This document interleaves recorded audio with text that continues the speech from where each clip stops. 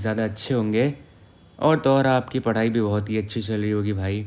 तो मेरा नाम है प्रबोध पांडे और मैं आप लोगों के लिए आज ले आया हूँ इकोनॉमिक्स के मोस्ट इम्पॉर्टेंट PYQs। इसी में इससे ही आप यार कुछ ना कुछ 5-10 तो MCQs आपके निकल ही जाएंगे आपके CUET एंड आपके बोर्ड्स में, राइट।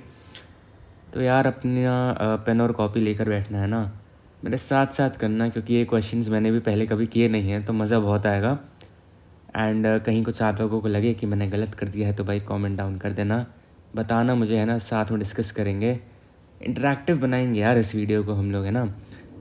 तो चलो भाई शुरू करते हैं। और शुरू करने के पहले मैं आप लोगों को बता दूं एक बार कि ये पर्टिकुलर जो सेशन है आपका, बल्कि सारे इकोनॉमिक्स के जो सेशंस मैं लेने वाला हूँ, वो आपके जामिया मिलिया इस्लामिया के एंट्रेंस के लिए भी बहुत ही महत्वपूर्ण, बहुत ही इम्पोर्टेंट होने वाले हैं, राइट।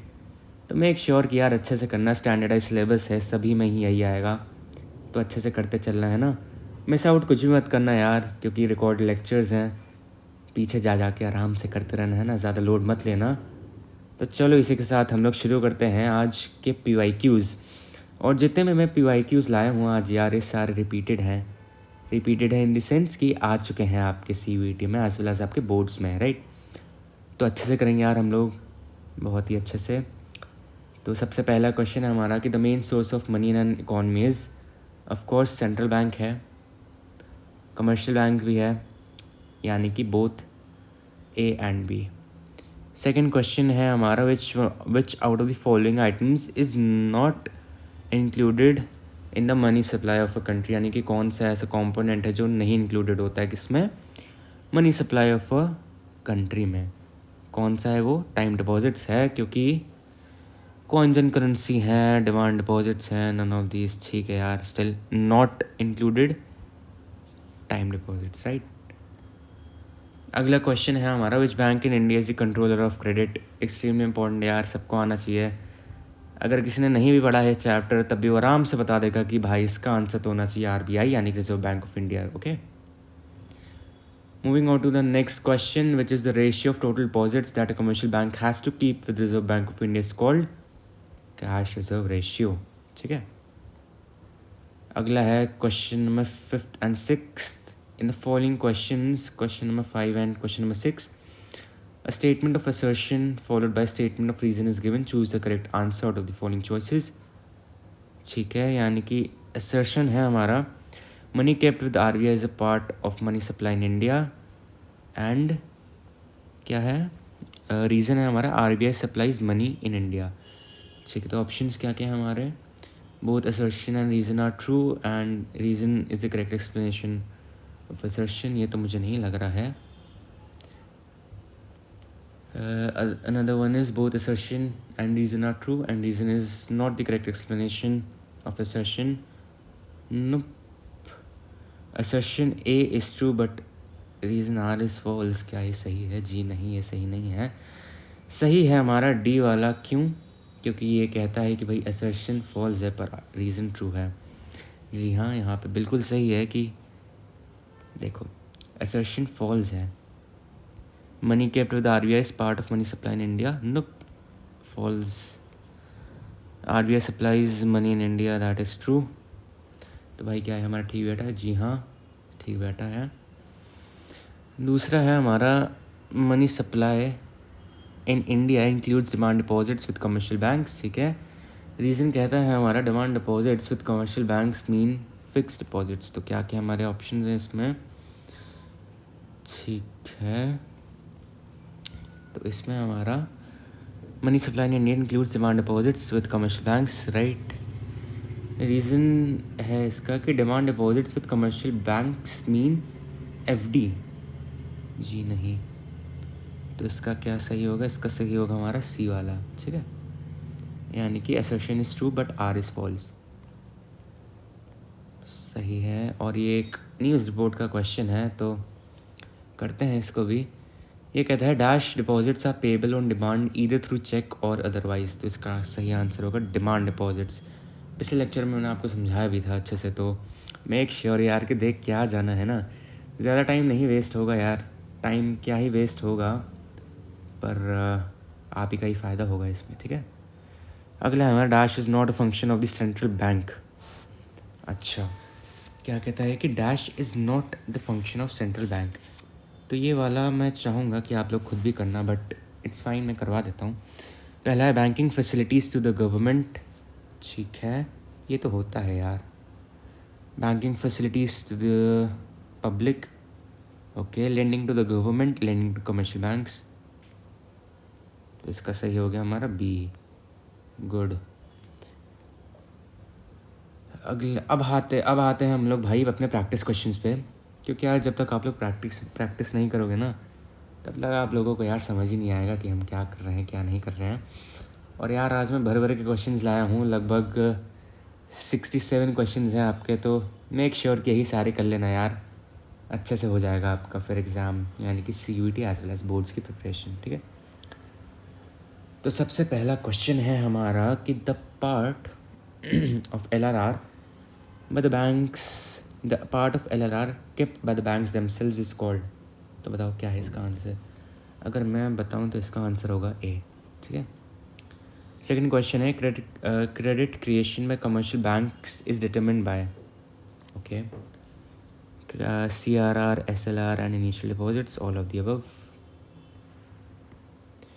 नेक्स्ट क्वेश्चन इज कि भाई the central bank can increase the availability of credit by. जो सेंट्रल बैंक है वो कैसे इंक्रीज़ कर सकता है किसकी अवेलेबिलिटी, क्रेडिट की। क्या वो रेपो रेट करके इंक्रीज़ करता है, जी नहीं। रिवर्स रेपो रेट भी नहीं। बाइंग गवर्नमेंट सिक्योरिटीज़, जी हाँ। सेलिंग गवर्नमेंट सिक्योरिटीज़, नहीं, ठीक है। फोर्थ क्वेश्चन है हमारे, in India suppliers of money are. ठीक है भाई, अच्छा क्वेश्चन है बट ईजी भी है। Government of the country and banking system of the country, right, जिसका आंसर हो गया हमारा सी, यानी कि both A and B.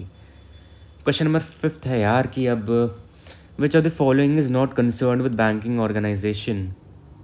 Okay, तो अब मैं बताऊँ तो इसका सही आंसर होगा फिस्कल डिफिसिट। जल्दी से करते हैं यार, मज़ा आ रहा है ना। क्वेश्चन नंबर 6 है हमारा, the components of money supply are, कि जो हमारे कॉम्पोनेंट्स हैं मनी सप्लाई के वो क्या क्या हैं। मनी सप्लाई पेपर कॉइन्स हैं, कॉइन्स है, डिमांड डिपॉजिट्स है, यानी कि ऑल ऑफ दी अबव है। बढ़िया यार, मज़ा आ रहा है बिल्कुल, है ना। क्वेश्चन नंबर 7 पर आते हैं हम लोग। क्वेश्चन नंबर 7 है हमारा कि who is the custodian of the Indian banking system. बहुत ईजी यार, बिना पढ़े भी बोल लोगे आप लोग कि हाँ भैया इसका तो RBI ही होना है।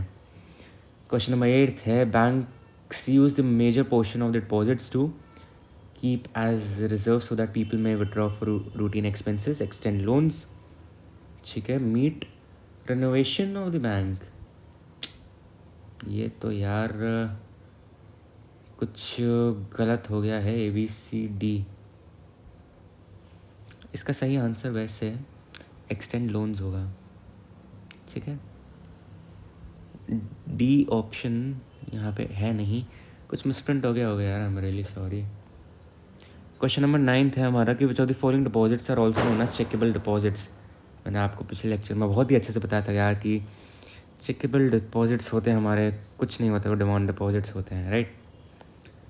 नेक्स्ट पे आते हैं। नेक्स्ट है हमारा question number 10 which says the value of the money multiplier is, कि जो वैल्यू है हमारी मनी मल्टीप्लायर की वो क्या है। अच्छा क्वेश्चन है, पर इसका आंसर भी उससे सिंपल है, वो है inverse of legal reserve ratio, ठीक है। क्वेश्चन नंबर 11 है हमारा, डिमांड डिपॉजिट्स इंक्लूड, जो डिमांड डिपॉजिट्स हैं वो हमारा क्या इंक्लूड करते हैं, saving account deposits and fix deposits, जी नहीं। Saving account deposits and current account deposits, absolutely right. Current account deposits and fix deposits, जी नहीं। ऑल टाइप्स ऑफ डिपॉजिट्स भी नहीं। क्वेश्चन नंबर 12 है हमारा, the aim of demonetisation was, ये आपका आएगा, पक्का आएगा यार, क्लिक के ले लेना। Pretty sure, very important question आप लोगों के लिए।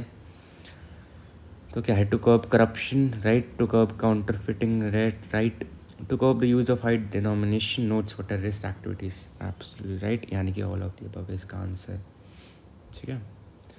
तो अब हम लोग बढ़ते हैं क्वेश्चन नंबर 13 पे, जो है giving permission to withdraw money by an amount more than deposited is known as overdraft। Simple बताया भी था मैंने आपको, है ना। क्वेश्चन नंबर 14 है हमारा, the ratio of total deposits that commercial bank has to keep with RBI is called. यार देखो ऐसी बात है ना कि जब तक आप लोग इस पूरे चैप्टर को पढ़ोगे नहीं, मैंने वीडियोस डाल रखे हैं यार, तो इट्स ए हम्बल रिक्वेस्ट आप सभी को कि भाई प्लीज़ पहले वीडियोस देख के आ जाना, वरना उसके बिना आप लोगों को नहीं समझ में आएगा यार कि मैं क्या करवा रहा हूँ अभी, है ना। तो अगर आप लोगों ने अच्छे से कर लिया चैप्टर, तब तो यार हलवा ही लग रहा होगा कि भाई आप लोग यही करोगे कि भैया कुछ तो यार एडवांस कराते, कुछ तो भाई ऊपर की चीज़ लाते, कि आप हमें ग्राउंड टच करवा रहे हो अभी तक। विच of the following is a component of money supply. Easy है यार, करंट अकाउंट होगा इसका, रिकरिंग अकाउंट जी नहीं, टर्म डिपॉजिट अकाउंट जी नहीं, ऑल ऑफ दीज तो और भी नहीं होगा, है ना। नेक्स्ट क्वेश्चन है हमारा क्वेश्चन नंबर 16 विच सेज कि which of the following is not a function of central bank. ठीक है, कंट्रोलर ऑफ मनी सप्लाई होता है यार bankers bank, issue of currency है, none of these is the correct answer. तो यार आप लोग जब सीवीटी देने जाना ना, तो भाई ध्यान से करना, नन ऑफ दीज भी आंसर होता है, बहुत बार होता है इनफैक्ट। तो ऐसा मत सोचना यार कि मेरा तो नन ऑफ दीज आ रहा है तो क्या मेरा आंसर ही गलत है। तो अगर नन ऑफ दीज है भी यार तो सही होगा, क्योंकि मोस्ट ऑफ द टाइम्स यही आंसर भी होता है ना, सीवीटी में तो और होता है। अगला क्वेश्चन है हमारा, सप्लाई ऑफ मनी इज़, पहला स्टॉक वेरिएबल, फ्लो वेरिएबल या फिर रियल वेरिएबल। स्टॉक वेरिएबल पहला चैप्टर, पहला यूनिट में आप लोगों को बहुत जल्द करवाऊंगा, तो उसमें मैं आपको ये तीनों कंसेप्ट्स अच्छे से समझाऊंगा। Mainly stock variable as well as flow variable मैं आप लोगों को बताऊंगा, राइट। ब्यूटीफुल। अब इसके आगे हम लोग चलते हैं, अगला है हमारा quantitative measures slash instruments of monetary policy, यानी कि policy of central banks focus on quantity of money across selected sectors of the economy, quantity of money in the economy, inflationary and deflationary gaps in the economy. Okay, अच्छा question है ये, पर इसका answer भी उससे easy है। इसका answer मेरे ख्याल से यार बी होना चाहिए, जो है quantity of money in the economy, right. अब आगे बढ़ते हैं हम लोग, आते हैं हम लोग क्वेश्चन नंबर 19 पे, which says every bank is required to maintain a fix percentage of its assets in the form of gold and government securities is called. ठीक है, तो इसका होगा statutory liquidity ratio, that is SLR, जो है हमारा B.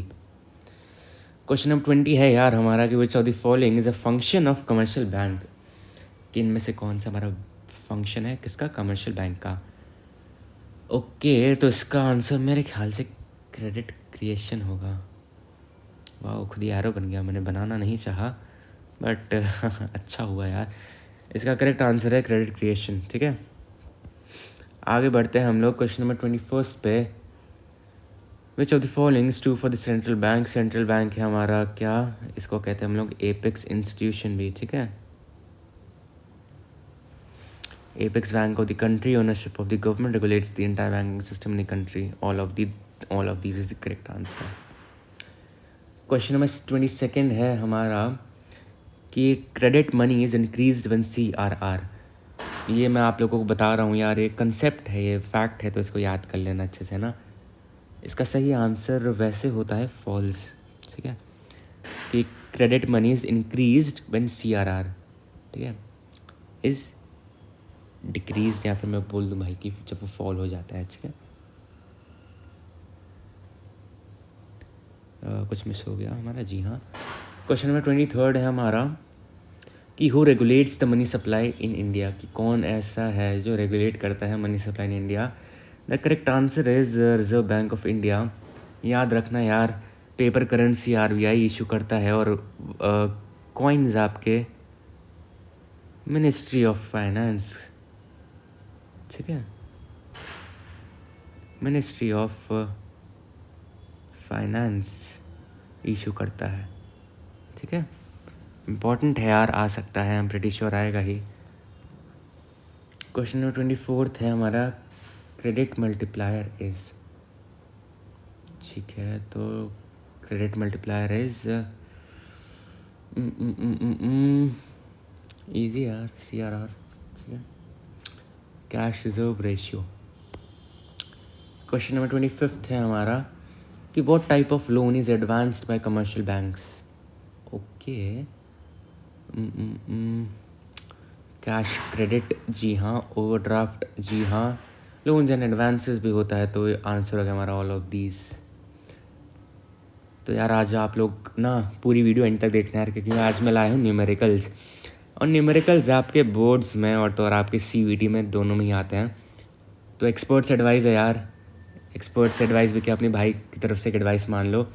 Numericals बहुत अच्छे से करके जाना यार, बिल्कुल चार्ट लेना न्यूमेरिकल्स है ना, बिल्कुल दिमाग में बिठा लेना ये सारे न्यूमेरिकल्स। क्योंकि यार क्या होता है ना, CVT में जब न्यूमेरिकल्स को करने की बारी आती ना, तो यार फंसते हैं, बहुत से बच्चे फंसते हैं।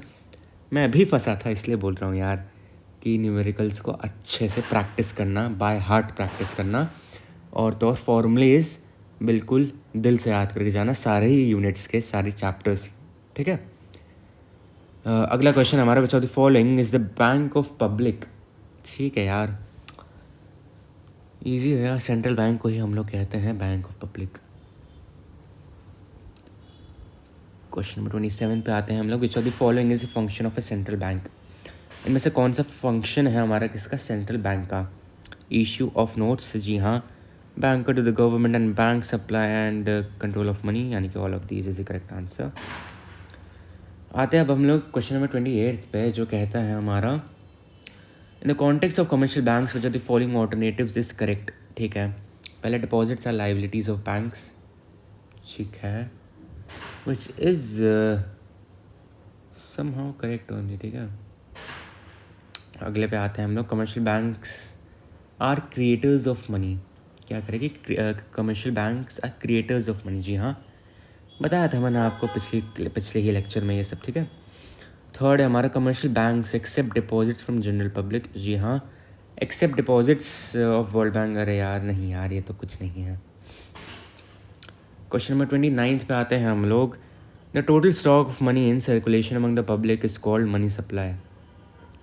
इसमें क्या बताना है हमें, समझ नहीं आ रहा है। The total stock of money in circulation among the public is called money supply. Okay, तो इसका at a particular point of time होगा। ठीक है, क्वेश्चन कुछ गलत है यार, बट स्टिल आंसर ही होना चाहिए according to me. Question number 30 पे आते हैं अब हम लोग, which of the following is correct with reference to ministry of finance. बोला था ना यार, देखो आ भी गया, इसलिए मैं कह रहा हूँ यार, ये थोड़े थोड़े जो बेसिक से क्वेश्चन है ना, अच्छे से करके जाना यार, पक्का आते हैं, क्योंकि उन्हें आपकी जो बेसिक नॉलेज है वही तो टेस्ट करनी है ना। तो इसका सही आंसर होगा, it issues 1 rupee notes and coins. ठीक है, याद रखना है, मैंने 1 रुपी नोट नहीं बताया था, कॉइन्स बता दिया था, बट हाँ 1 रुपी नोट्स भी। ठीक है, ये भी याद रखना आप लोग। क्वेश्चन नंबर 31 पे हम लोग आते हैं। ये देखो, अब मैं ले आया हूँ आप सभी के लिए एक बहुत ही इंपॉर्टेंट, बहुत ही एक मज़ेदार सा न्यूमेरिकल। तो चलो भाई शुरू करते हैं। Suppose money created by the banking system is 1000 and the primary deposits are 250। The respective values of deposit multiplier and reserve ratio are. ठीक है भाई, तो सबसे पहले अगर मैं आप लोगों को बताऊं कि डिपॉजिट मल्टीप्लायर का, आप ये ना शॉर्ट फॉर्म में मैं लिख दे रहा हूँ, डिपॉजिट मल्टीप्लायर का एक फॉर्मूला मैं बताता हूँ आपको। मनी क्रिएटेड बहुत ही इजी सा है यार, कर सकते हो आप लोग, है ना, याद रख लेना एक और एक formula, money created upon primary deposit. ये मुझे भी ऐसे ही मैंने याद किया है ना। इसका अब आप लोग आंसर बताओ कि क्या होगा। मैं बताऊँ तो अब क्या होगा, इसका सही आंसर होगा 1000 अपॉन में 250। 1000/250 कितना होता है, 0 से 0 गया 4। सबसे पहले तो आपका आ गया 4। ठीक है, अब आपका जो दूसरा पार्ट है, पहला पार्ट तो आ गया है हमारा, डिपॉजिट मल्टीप्लायर जनाब हमारा है 4। अब हम लोग बताएं कि रिज़र्व रेशियो कितना है। रिज़र्व रेशियो कुछ नहीं होता यार, रिज़र्व रेशियो का फॉर्मूला ही होता है 1 अपॉन में deposit multiplier, which is 1 upon में 4। 1 अपॉन में 4 यानी कि 0.25। इसका सही आंसर हो गया हमारा सी। यही है ना यार, एक बार आप लोग खुद से भी चेक कर लेना। वेट, आई एम सॉरी, ये नहीं है, ये है ना, 25 है। 4 अपॉन में 25, 4,25%। ठीक है, तो ऐसे ही आप लोगों को अप्रोच करना है अपने न्यूमेरिकल्स, जो मैं फॉर्म में बता रहा हूँ यार, कहीं पे नोट करते चलना, क्योंकि लास्ट मोमेंट पे यही आपके काम आने वाले हैं, राइट। क्वेश्चन नंबर 32 है हमारा, number of times the commercial banks are able to create total deposits with the help of reserve ratio and initial deposits is known as. Extremely simple यार, मनी मल्टीप्लायर। ठीक है, question number 33 पे आते हैं हम लोग कि which of the following is not the function of commercial banks. Interesting है। पहला है to accept deposits, to offer loans, to provide overdraft facilities, to fix CRR। Correct answer should be to accept deposits. ठीक है,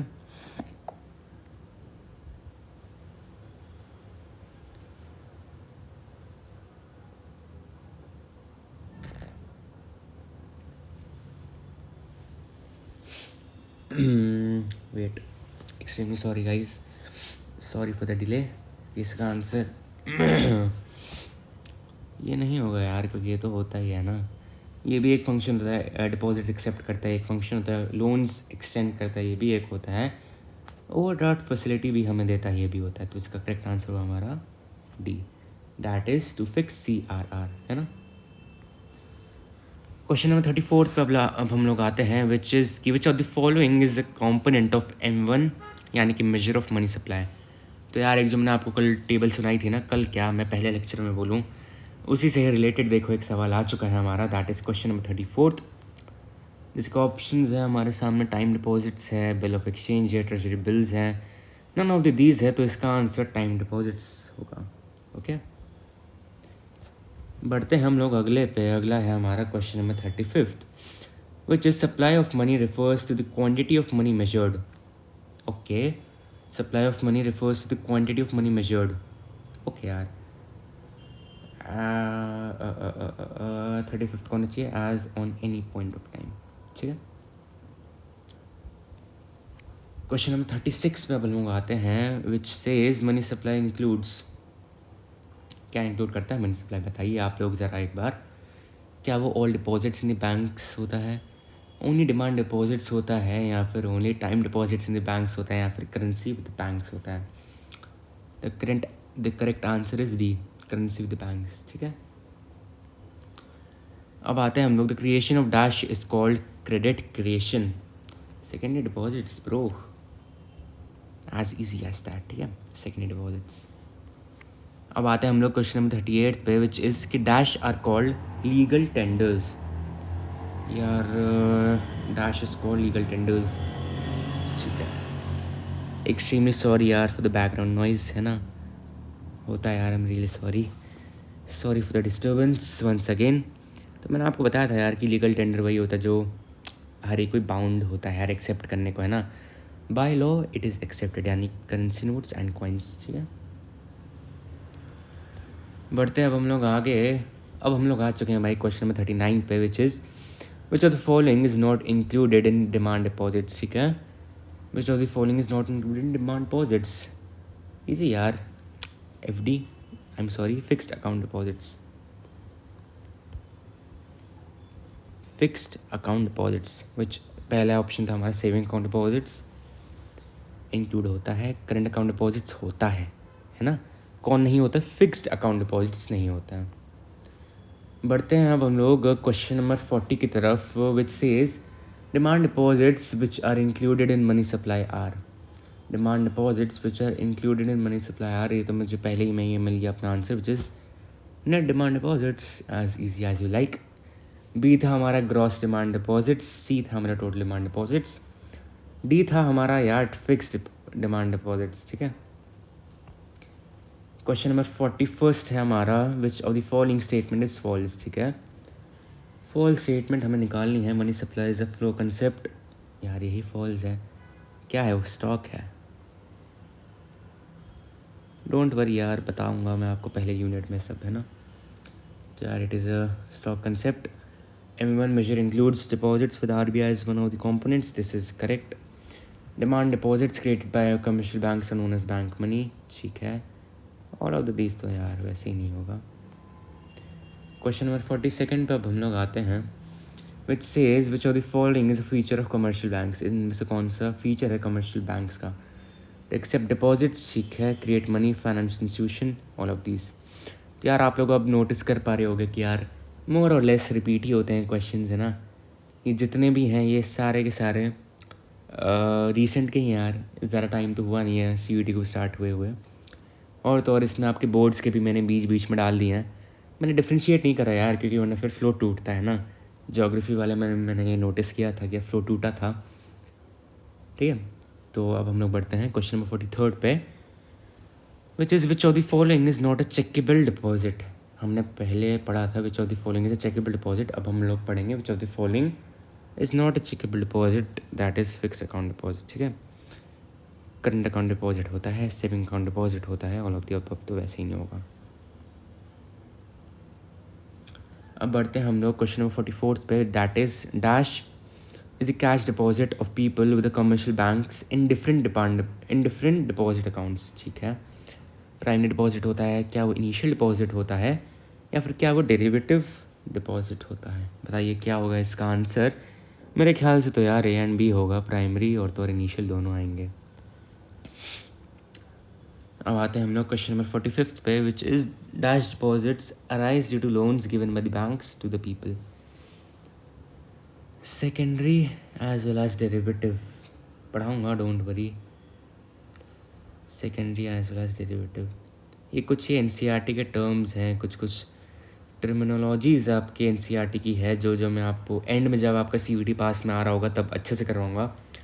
क्योंकि यार अभी तो क्या है ना, पहले आप लोग अपने बोर्ड्स को और अच्छे से करो, और ये सारे ही MCQs बोर्ड्स के पॉइंट ऑफ व्यू से भी बहुत ही ज़रूरी हैं।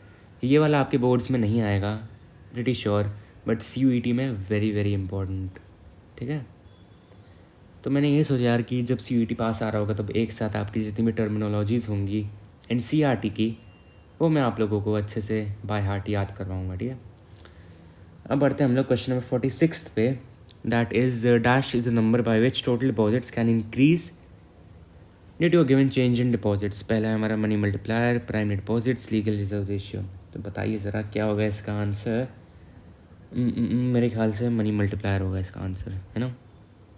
कहीं पे भी आपको लगे कि भैया ये तो आपने गलत कर दिया है, तो यार गुस्सा मत होना, प्यार से यार बस कमेंट डाउन कर देना, है ना, मैं देख लूँगा। क्वेश्चन नंबर 47 पे आते हैं हम लोग, credit multiplier is related to legal reserve ratio. Okay, तो हमें इसमें इसका नेचर बताना है यार कि इसका कैसे है, प्रोपोर्शनल कैसे है, डायरेक्टली है, इन्वर्सली है, नॉट है, या फिर नॉन ऑफ दीज है।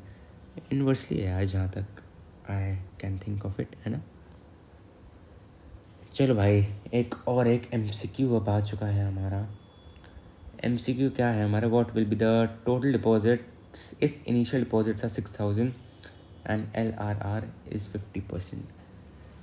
सबसे पहले लिख लो आप लोग formula, that is total deposit is equals to initial deposits into में 1 में LRR। ठीक है, ये जो मैं आपको बता रहा हूँ फॉर्मूला, इसको अच्छे से करना है यार, क्योंकि CUET में आएगा ही आएगा, और तो और आपके बोर्ड्स में भी आई एम प्रीटी श्योर आएगा, पक्का से आएगा, है ना। तो चलो भाई, अब इसको हम लोग फॉर्मूले में पुट कर देते हैं यार, क्वाइट सिंपल है ना। ये आ गया हमारे 6000 इंटू में 1 में 0.50, क्योंकि क्या बोला था ना, 50% बोला था ना, 50% यानी कि 0.50, है ना। 6000 इंटू में 1.50, तो टोटल डिपॉजिट्स आपके जहाँ तक हो जाने चाहिए भाई 12,000, ना। कैलकुलेट कर लेना आप लोग, मैंने करा है, तो मेरा तो यार 12,000 ही आ रहा है, तो एक बार आप लोग भी कर लेना कैलकुलेट अच्छे से, ना। अब बढ़ते हैं हम लोग क्वेश्चन नंबर 49 पे, ये भी भाई आ चुका है, ये मेरे CUET में आया था, राइट। जो है, what is the value of money multiplier the initial deposit इस बहुत सारे करोड़ हैं भाई ये तो, है ना, and the legal reserve ratio is 10%। Money multiplier का भी फॉर्मूला आप लोग लिख लेना, money multiplier is equals to 1 में LRR। संदीप गर्ग में भी यार यही फॉर्मूला दिए होंगे, I am pretty sure.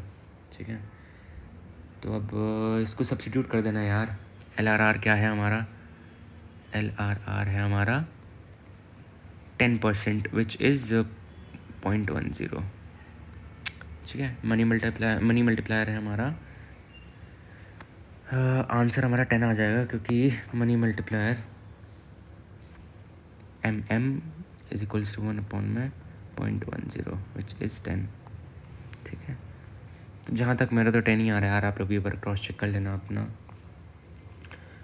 Question number 50 अब हम लोग आते हैं।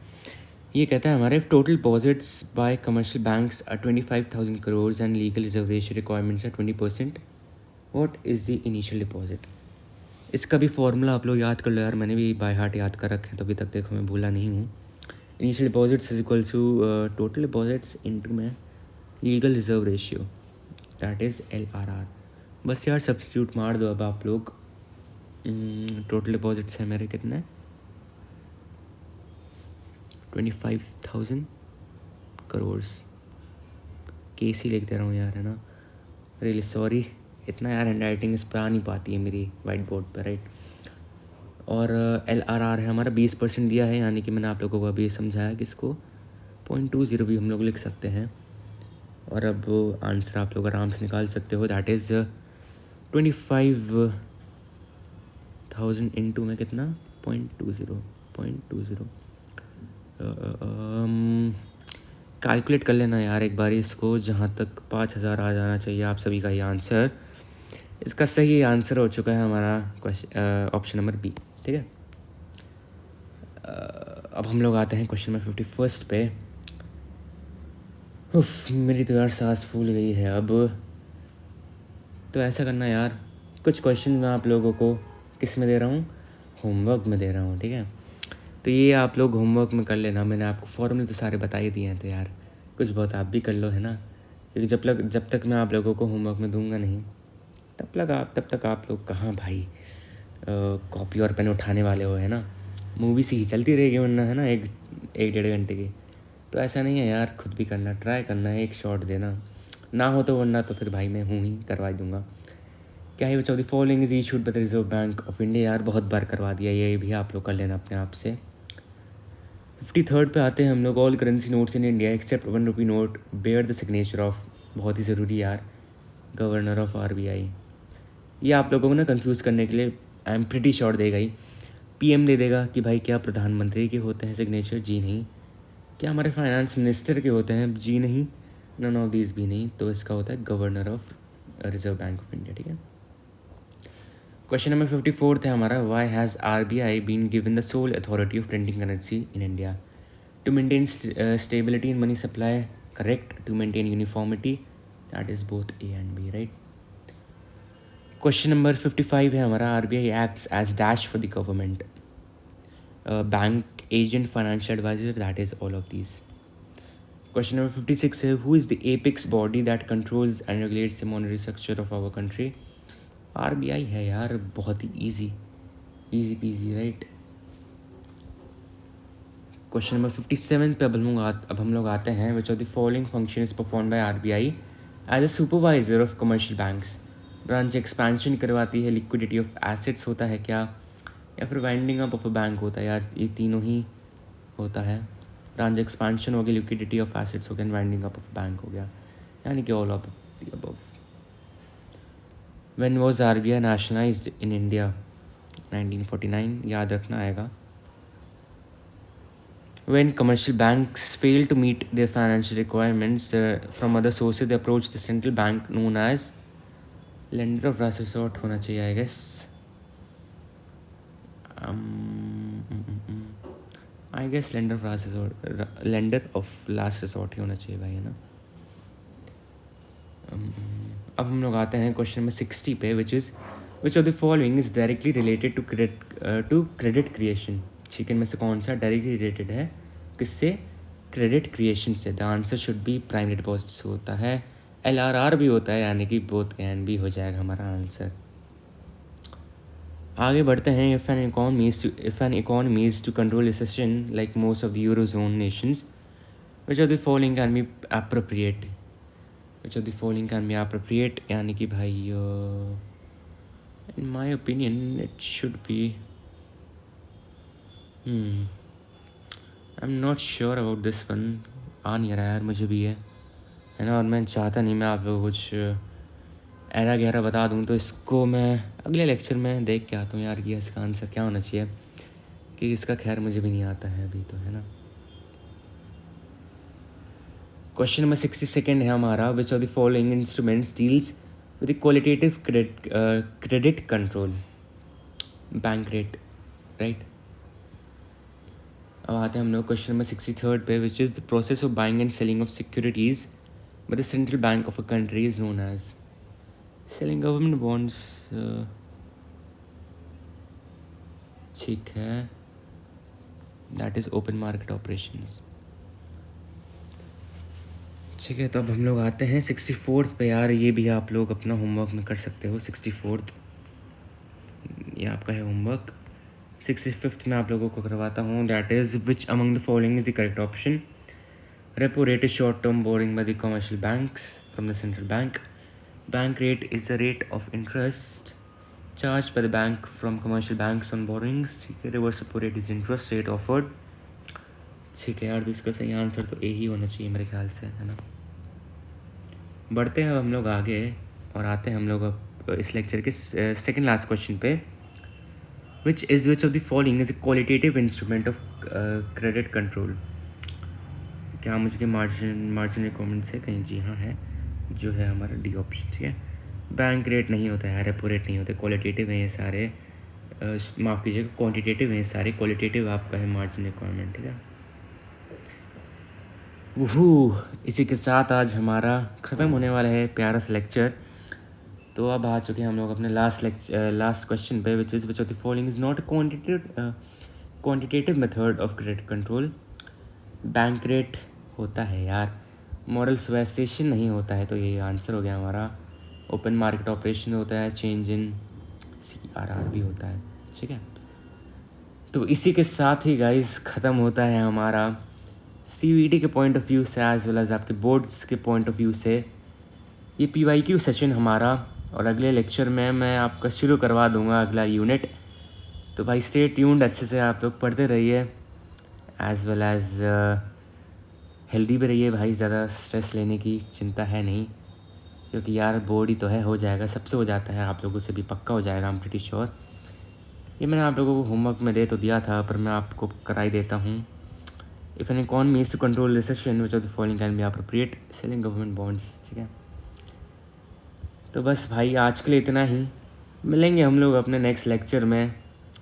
तो भाई अच्छे से रहिएगा, ज़्यादा स्ट्रेस मत लेना यार, लोड मत लेना ज़्यादा, आराम से पढ़ते जाओ, जितना हो पाता है उतना करो, अपना बेस्ट शॉट देना, ताकि बस आखिर में जाके रिग्रेट ना हो यार कि काश और कर लिया होता तो आज कहीं और होता, है ना। ये सब मत करना, ये इसकी नौबती मत आने देना। तो इसी के साथ ही भाई ख़त्म होता है। और एक छोटा सा एक रिमाइंडर वापस से कि ये सेशन आप लोगों का जामिया मिलिया इस्लामिया के लिए भी बहुत ही इंपॉर्टेंट है यार। इसमें मैंने आपके सारे स्टैंडर्डाइज्ड PYQs लाए हूँ मैं, ये हर जगह आ चुके हैं, है ना। तो भाई अच्छे से करना। तो बस इसी के साथ ही ख़त्म करते हैं आज का लेक्चर, ज़्यादा मैं आप लोगों का टाइम लेना नहीं चाहूँगा। तो बाय गाइस, मिलेंगे हम लोग अपने नेक्स्ट लेक्चर में।